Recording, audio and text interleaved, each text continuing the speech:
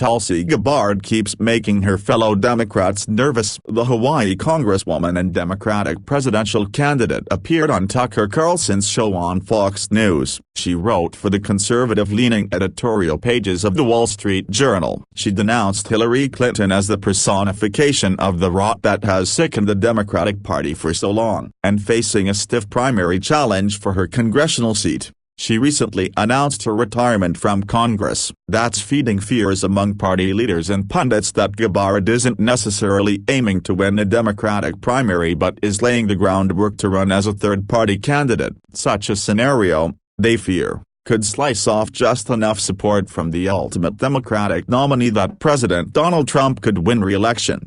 Gabbard repeatedly denies planning an independent candidacy, as she did Wednesday when she told ABC's The View that she's running to build a new Democratic Party. Tom Perez, the chairman of the Democratic National Committee, also sought to quell the rumors Wednesday. Tulsi Gabbard and every single candidate running for president understands that it's not about them, he told reporters, noting that Gabbard is among the Democrats who have pledged not to run as a third-party candidate. It's about something much bigger. But the anxiety isn't going away. Often expressed privately for fear of pushing Gabbard further from the party, the concerns mirrored the hand-wringing over the abortive presidential bid by former Starbucks CEO Howard Schultz earlier this year. Then, Democrats feared Schultz would peel off enough affluent, suburban voters to re-elect Trump. Now, they worry Gabbard's vocal anti-interventionist stance could do the same with younger liberal voters and others unhappy with the Democratic establishment.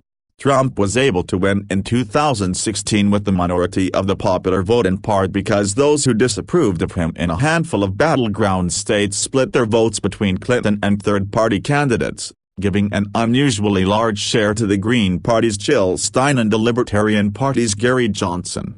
Democrats fear a repeat. Only this time, Gabbard, a 38-year-old Samoan-American congresswoman with an unusual mix of political views who has participated in 3 of the Democrats' debates and, on Wednesday, qualified for a 4th, could draw far more attention than Stein and Johnson did.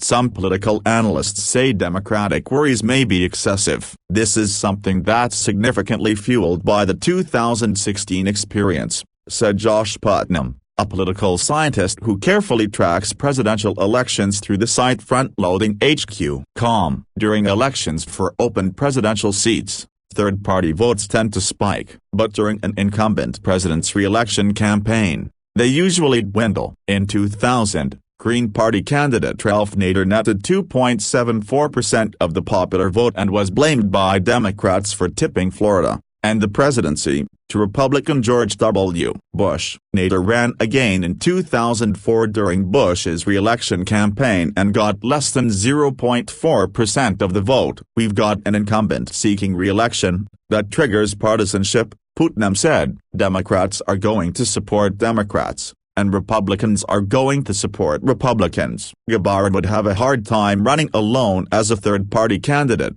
She doesn't have the financial resources of a Schultz and would have to spend mightily and work for months to qualify for a spot on 50 state ballots. But if she joined a more established political operation like the Green Party or the Libertarian Party, their volunteers and positions on dozens of state ballots could help her. Still, time is running out for Gabbard to win the Green Party nomination, said Holly Hart, a party official who sits on the committee overseeing the presidential contest. I know a lot of Greens like her a lot, Hart said of Gabbard, but she'd have to get in the next couple of months to make it onto the party's primary ballot in major states like California.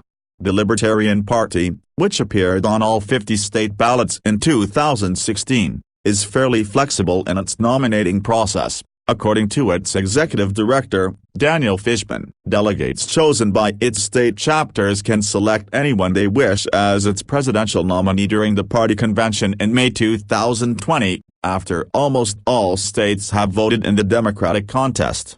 Technically, it is very possible that she could come and compete for the nomination, Fishman said of Gabbard. Gabbard has been causing unease among some Democrats since 2016, when she served as vice chair of the DNC as a nod to her status as a rising young star in the party. But she resigned in protest, saying the party was rigging the presidential primary election for Clinton at the expense of her preferred candidate, Vermont Sen. Bernie Sanders. Gabbard stood out from other Democrats by criticizing President Barack Obama for not using the phrase Islamic fundamentalism to describe terrorism, picking up a GOP attack line, and for being one of two Democratic representatives to vote for a Republican bill to essentially block Syrian refugees from entering the United States for 6 months.